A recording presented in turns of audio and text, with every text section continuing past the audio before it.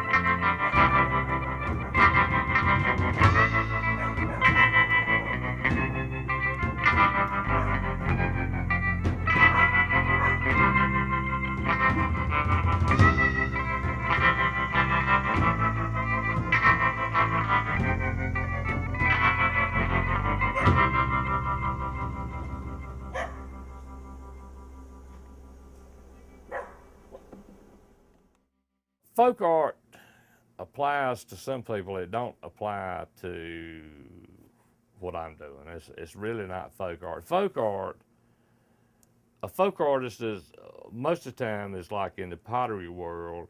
It's like their daddy done pottery, their granddaddy done pottery, his daddy done pottery, and on and on and on. Now you call those people folk artists, where it come down through the family. But now, basically, to me, probably the easiest, and it's just as easy to say, would be just like self-taught, or that's really even better than people don't understand when you say outsider.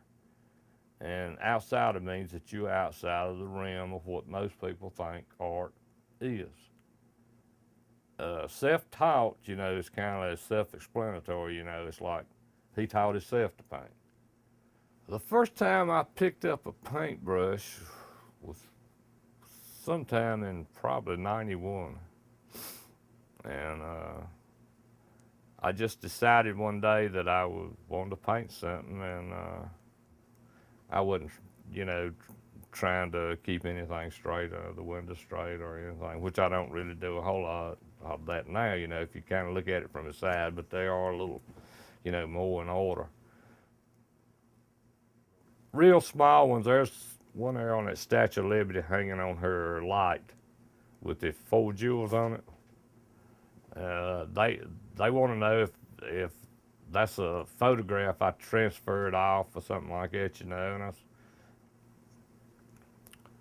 I say, no, I paint that with a brush. I can write so small you can't hardly see it with a naked eye, If I can see it, I can do it. I don't care how small it is, I like a challenge. I just don't really care that much about just like going out here and seeing how much I can do, in 5 minutes.